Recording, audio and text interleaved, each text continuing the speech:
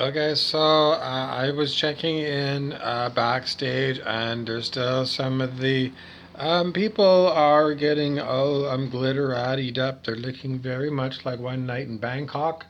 I don't know. They look like they're transvestites to me, but I don't know. I don't know. I can't help you out.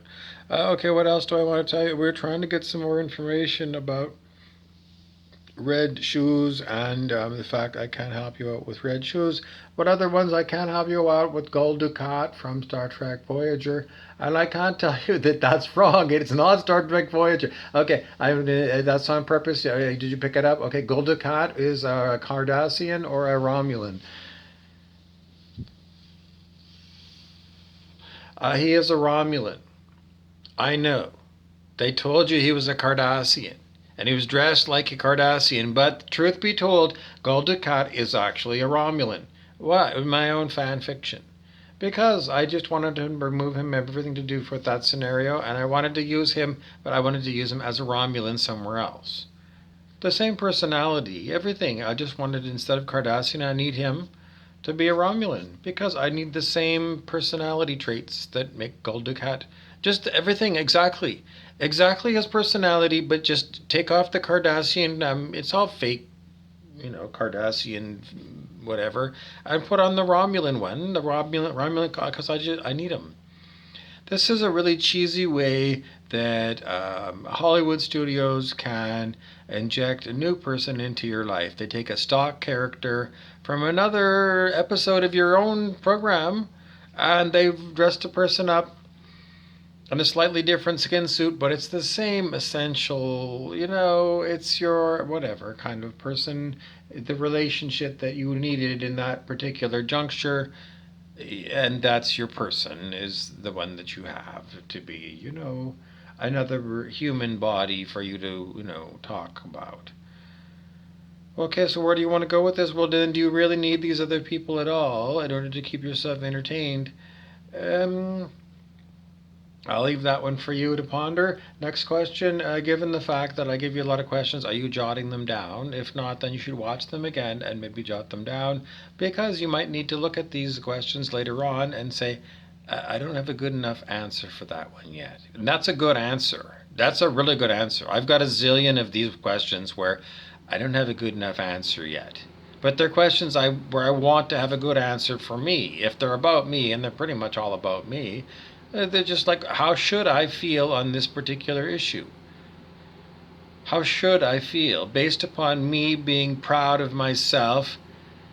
Well, a 9-year old version looking at a very adult version of me, looking up and seeing the adult version of me and saying, wow, I'm really proud of what I'm going to grow into, the person I'm going to grow into. It's going to be, in the eyes of my 9-year old person, I expect that I should be a hero in the eyes of my 9-year old version of me.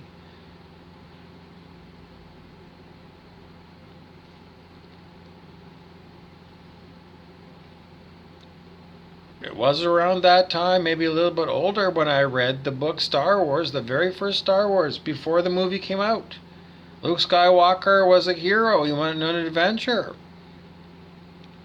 My young version of me expects me to be Luke Skywalker, powers and all, yeah.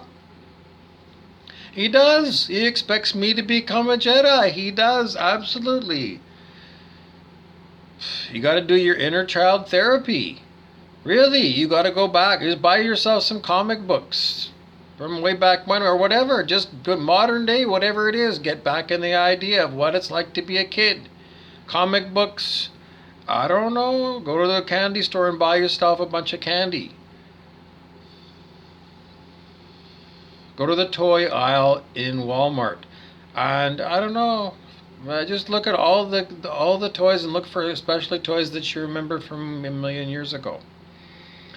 You can look at old toy commercials from Saturday morning cartoons from like the 1970s. Okay, and then I don't know what else. I have to switch gears. Okay, back to Marge Simpson, Bart Simpson's mom.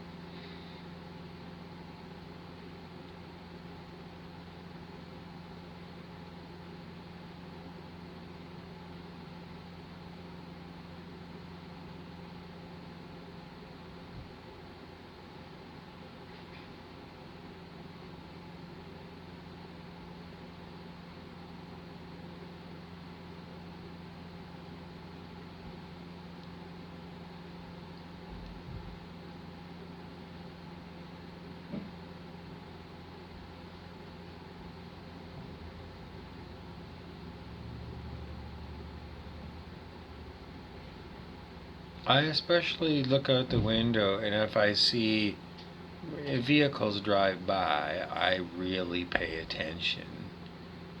I get up off the couch and I turn around and I look to see.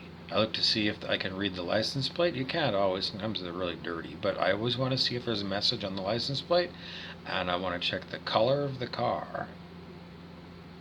Okay, so the way that I interpret cars is like this. If I see a red car, it means red pilled people. If I see a lot of red cars, it means there's a lot of red pilled people. For me, that's a good sign. That's good news if I see a lot of red cars. If I see black cars and white cars, those people are spy versus spy people in the Matrix. Well, Spy versus Spy and Mad Magazine, they're basically, they're really 3D people. They don't even know that the Matrix movies, that they might even have seen, is supposed to be a documentary about our reality. No one's come up to them and said, do you want the red pill or the blue pill? Just like what they said in that movie. No one's ever said that to them. Or if they did, they never really twigged. Because somebody else might have seen the red pill and blue pill and they said, well, you know what it is I love steak. And I eat steak every night. Just like Pitbull does. Pitbull is supposed to be, the singer is supposed to be Cypher from The Matrix. Well, Cypher told you that in the end he preferred to eat, even if it was phony baloney, steak in The Matrix than eating, the powdered goo slop that he had to eat on board Morpheus's ship, the Nebuchadnezzar.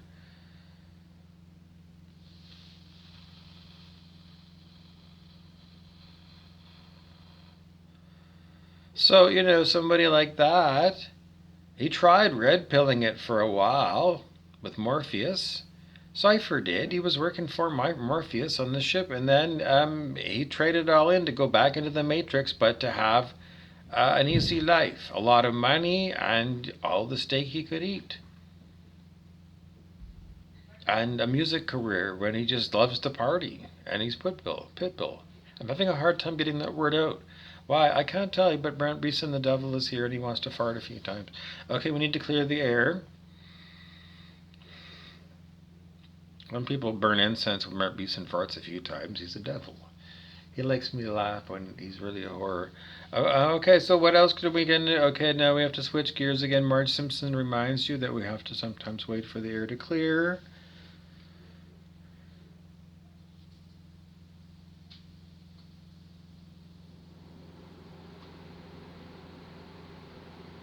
Okay, so I was telling you about the colors of cars. So black and white cars are spy versus spy cars. Those are basically 3D people. And if you see a lot of them, then it means your day is probably, I don't know. It's just the number of 3D people that you see versus the number of red cars. Blue cars are blue-pilled people. They know about the red pill and they choose to blue pill it. And then there's a new color. It's not really, it's this green here. This green. This is the Galactic Federation of Light color. So if you see cars that are of a green colors belong to the Galactic. So if you start seeing that green color around, then no, they're the Galactics. That's what they call themselves, and their job is to patrol and target people who are toxic. Well, what they do is they'll just check to see if you calibrate at 540 unconditional love on the scale of human consciousness. You got that covered, right? You got that covered. You got no worries. Don't worry about it. That's what my old friend. I was telling you before about strange phone calls that Spirit made me make to people.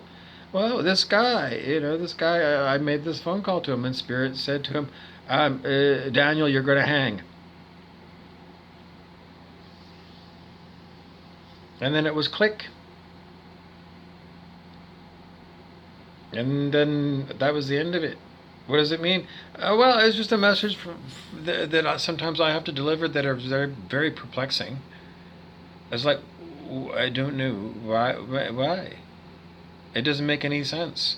In the end, though, the backstory that am I allowed to tell it yet? Blah blah blah blah blah blah blah blah blah blah blah blah. Daniel works for the United Nations, and while I was, I just happened to be watching TV. I kept seeing a lot of advertising for United Nations donate to help people, blah blah blah blah blah, and I just came to the same conclusion over and over again that there's something very nefarious going on with the United Nations. So much so that the employees of the United Nations apparently are going to have to be hung. It has capital punishment. And anyway, that's all I can tell you. Does it have something to do with the Galactics? Well, we've been talking for a long time about, the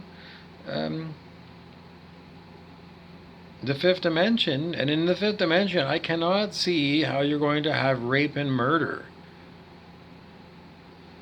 assault and battery, kidnapping, wage slavery.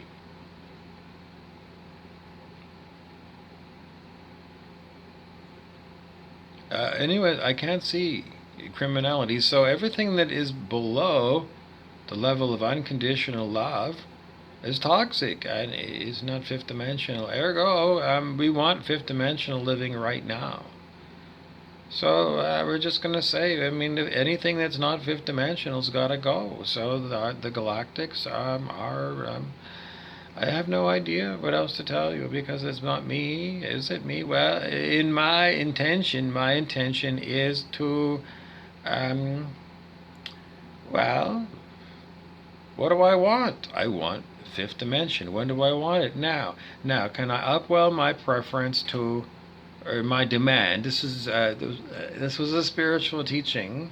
Basically, you take your demand and you upwell it to a preference. So you're not making demands and enslaving the universe or God or source. So you can just say, well, if I had my druthers given, because you're always a limited human with a limited mind, but given this particular scenario, given everything, this is my choice. If I was going to had to make a choice, this is the choice I would make, and I'd push that button, and then,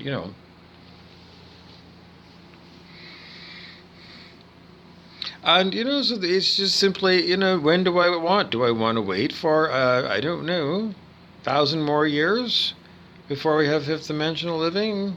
Fifth dimensional living is unconditional love. I got to wait 1,000 more years to get unconditional love?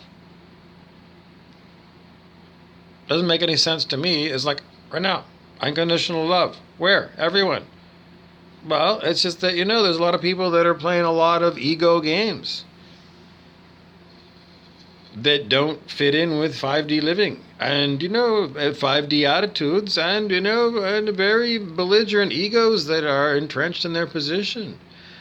So, it's just going to be, if you're not fifth dimensional, then, it's the age of Aquarius. It was announced in 1969, the summer of love with the hippies. So anyways, that's all I can tell you. So the people that are not at 540 or greater on the scale of human consciousness are reptilians.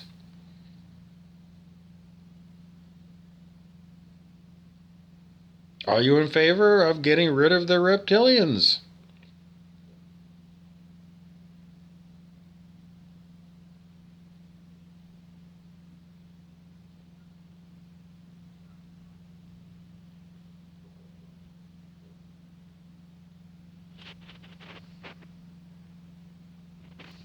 I have to hold my bag all day because I'm under demonic attack by reptilians. That's what I do all day long. I'm under a horrible torture campaign. It's been 5 years, plus a lot of stuff before that time. But every day for 5 years. If you ask me, kill all reptilians. What are reptilians to me? They're humans who have reptilian on the inside.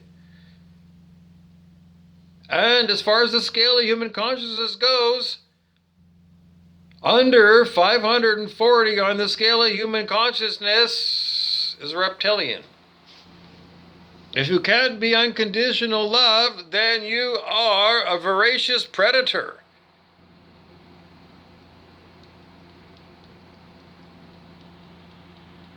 So that's the bar that's been set. Now, have you had your,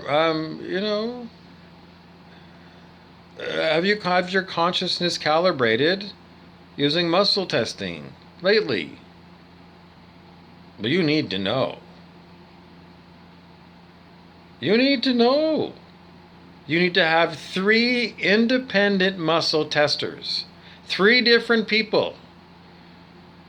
You got the internet, get one person in India, one person in Brazil, and one person in China. 3 separate different connections.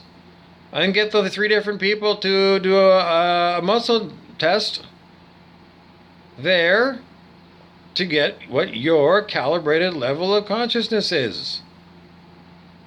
You want to get 3 separate different people, altogether separate, to give you a number that's at better than 540. If you don't get 3 people who say that you're at 540 or better, you're in trouble. Because you're toxic. And you've been declared, you don't meet the bar. In other words, what do we know from consciousness researcher? Blah, blah, blah, blah, blah, blah, blah, blah, blah, blah, blah, blah, blah, blah, blah, blah. If you don't make the bar, you're not 5th dimensional. You're toxic. You're a reptilian.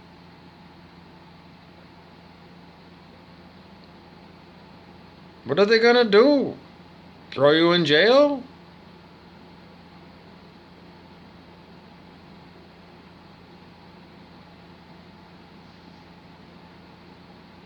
You got to work on getting your consciousness up.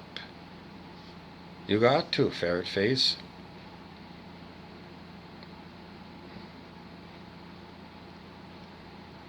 I can't help you out. That's all I can tell you, ferret face. Are you at 540 on the scale of human consciousness? Unconditional love. Do you even know what that means? You want me to define it? You go to Transcending the Levels of Consciousness, a book by David R. Hawkins. It tells you there. There's a lot of those same kind of things available for free on the internet. If you go to Amazon, you can go and get Transcending the Levels of Consciousness, select Kindle ebook, and you can get a free sample of that book. Maybe it'll be included in that free sample. I can't tell you. It's up to you to do your homework. Do you want to live? It's a level of consciousness, and it doesn't mean that you're a whore and you spend all day long taking customers. That is not unconditional love. It's not a good term because the ego is always going to say it's something to do either with sex or with, religiosity. It's not. It's more consciousness. More consciousness is more, I can't say. Some people are still trying to make me into something that I don't really want to portray myself as. Because there's a lot of people that are still trying to consider me to be like, I don't know.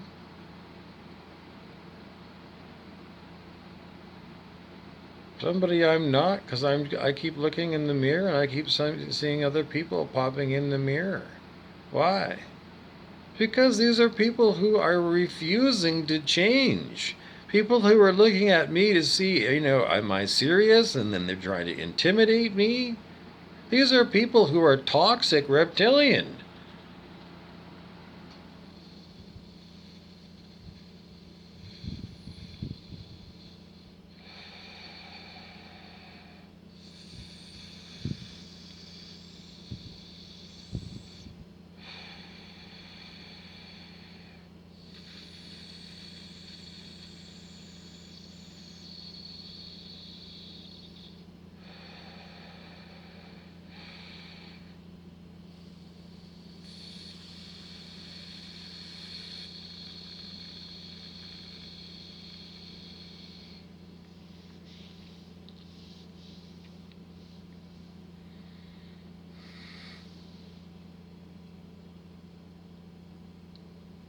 Did you have a good think about that? What did you think?